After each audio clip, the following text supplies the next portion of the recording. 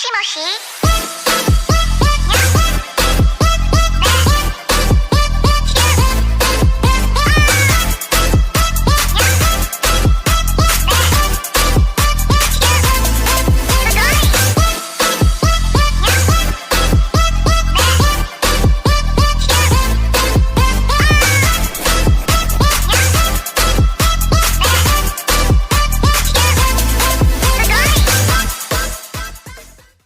Assalamualaikum warahmatullahi wabarakatuh. Bertemu kembali dengan Bu Hanif dalam muatan pembelajaran PPKN kelas 4, tema 4, berbagai pekerjaan. Materi pembelajaran kita kali ini adalah lambang dan makna sila Pancasila. Adapun tujuan pembelajaran kita adalah agar peserta didik dapat mengetahui dan mengidentifikasi lambang dan makna sila Pancasila serta hubungan simbol dan sila Pancasila sebagai satu kesatuan dalam kehidupan sehari-hari. Anak-anak, masih ingatkah kalian bunyi dari sila Pancasila?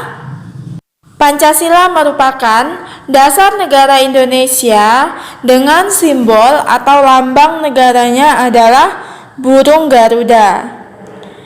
Pancasila berasal dari kata panca yang artinya 5 dan sila yang artinya asas atau prinsip.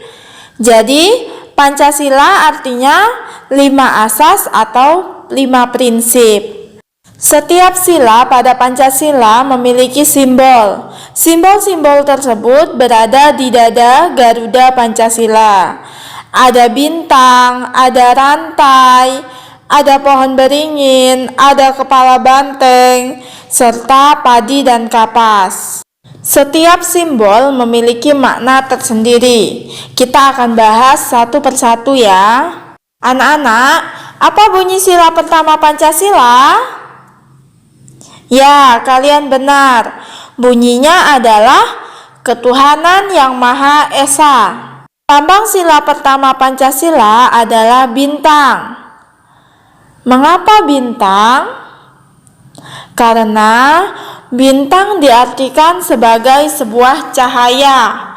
Cahaya ini dapat dimaknai seperti Tuhan yang merupakan cahaya bagi setiap manusia. Bintang emas memiliki latar belakang berwarna hitam dengan bentuk perisai.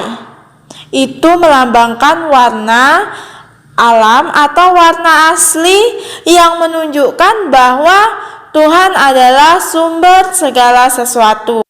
Sila pertama Pancasila ini berisi tentang keagamaan, yaitu kita harus melaksanakan semua perintah-perintahnya. Selain itu kita juga harus menjauhi semua larangan-larangannya. Contoh pengamalan sila pertama Pancasila yaitu yang pertama, berdoa sebelum dan sesudah melakukan aktivitas, baik belajar, makan, bermain, dan lain-lain. Selanjutnya, beribadah tepat waktu sesuai dengan agama yang dianut. Di Indonesia ada 6 agama yang diakui. Ada Islam, Katolik, Kristen, Hindu, Buddha, dan Konghucu. Yang ketiga ada menghormati antar pemeluk agama. Jadi walaupun kita berbeda-beda agama, kita tetap harus menghormati orang lain. Yang keempat, tolong-menolong antar umat beragama. Yang kelima, mendoakan saudara yang sakit. Nah, untuk contoh-contoh yang lain tentang pengamalan sila pertama Pancasila ini bisa kalian cari di buku ya. Nah, kita masuk ke sila kedua Pancasila. Apa bunyi sila kedua Pancasila, anak-anak? Ya, kemanusiaan yang adil dan beradab. Lambang dari sila kedua Pancasila ini adalah rantai. Rantai memiliki makna yang sangat besar. Rantai terdiri dari rantai bulat yang melambangkan perempuan dan rantai persegi yang melambangkan laki-laki.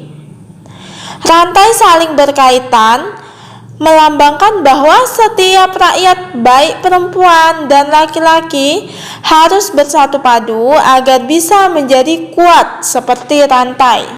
Nah, sila kedua Pancasila ini berisi tentang kemanusiaan. Manusia adalah makhluk sosial. Artinya, manusia hidup membutuhkan orang lain. Jadi, manusia tidak dapat hidup sendiri, melainkan harus berdampingan dengan orang lain yang penuh dengan keragaman. Nah, contoh sikap kita yang sesuai dengan pengamalan sila kedua Pancasila ini adalah yang pertama, memberi bantuan kepada korban bencana alam ataupun musibah-musibah lainnya. Berikutnya, tidak membeda-bedakan teman. Jadi, ketika kita hidup dalam lingkungan sosial, kita tidak boleh membeda-bedakan teman, mau dari segi suku, budaya, agama, ataupun ras. Selanjutnya, menjenguk teman yang sakit. Berikutnya lagi, menyayangi makhluk di bumi. Makhluk di bumi ini banyak ya, ada manusia, hewan, tumbuhan, dan lain-lain.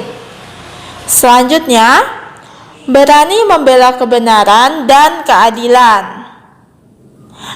Untuk contoh berikutnya, kalian bisa lihat di buku kalian ya. Nah, sekarang sila ketiga Pancasila.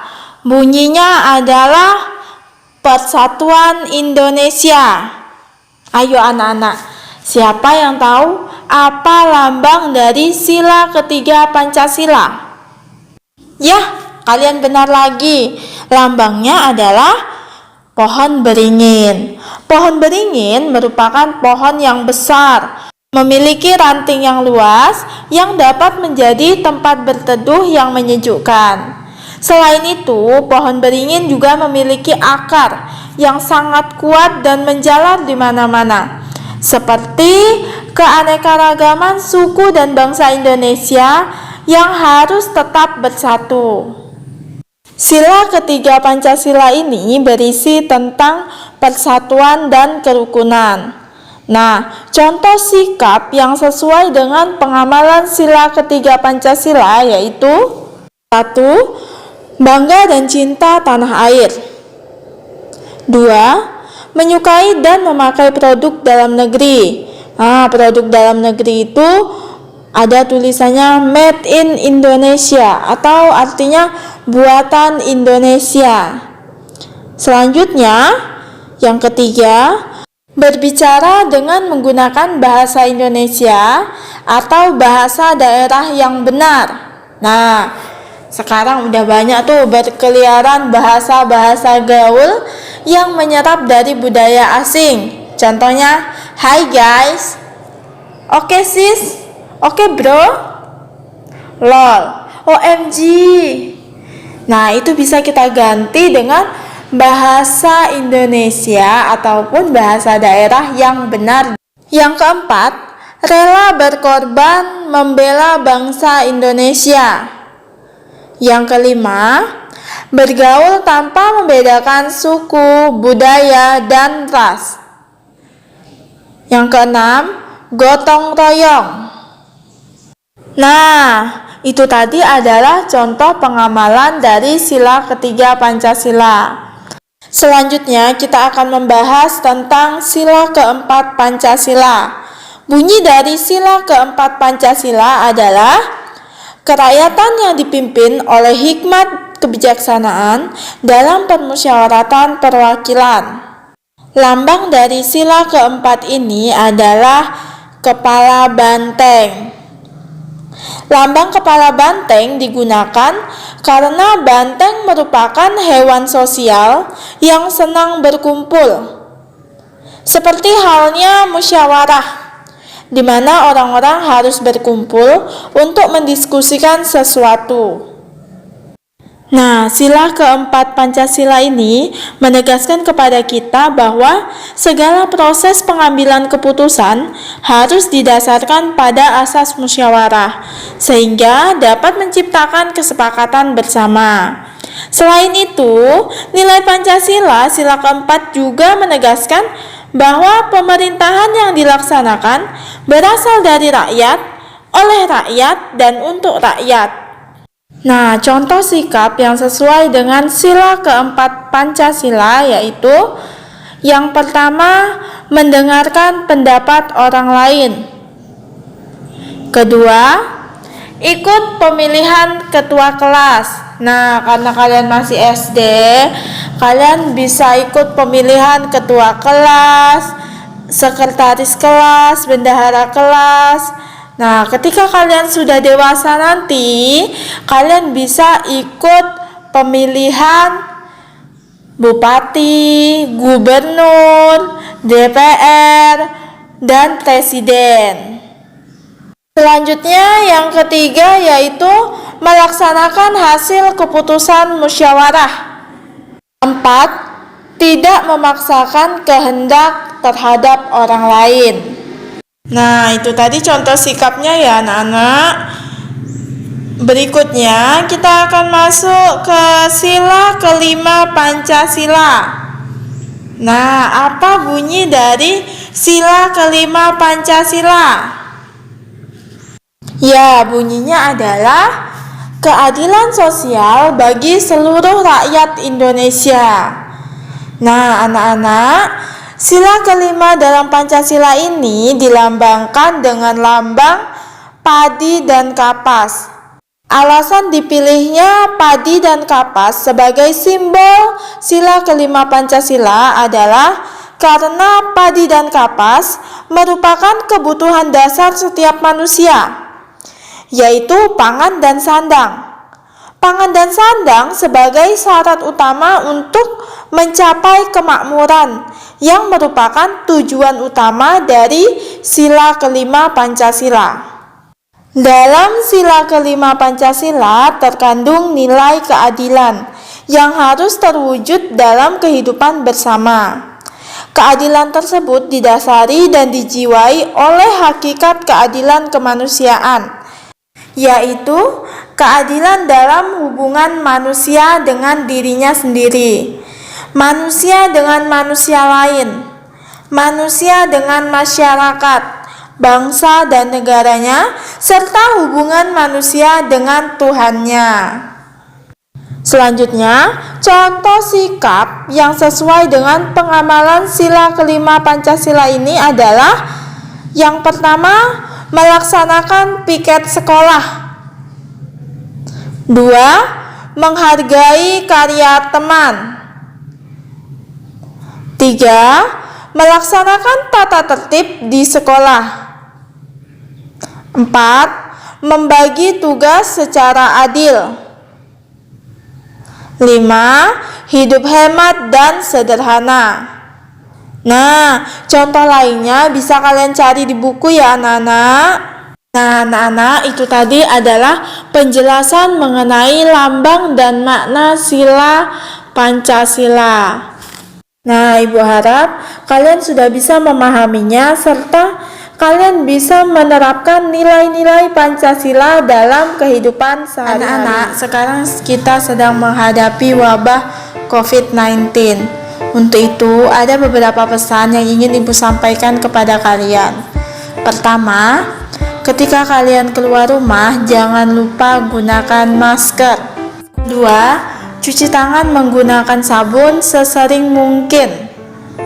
3. Hindari kerumunan atau keramaian dengan cara menjaga jarak minimal 1 meter ya. 4. Makan makanan yang bergizi dan sehat. 4 sehat, 5 sempurna. Nah anak-anak, itu tadi pesan dari Ibu. Kalian harus ingat ya. Selain harus diingat, kalian juga harus terapkan di dalam kehidupan kalian sehari-hari. Anak-anak, cukup sekian pembelajaran kali ini.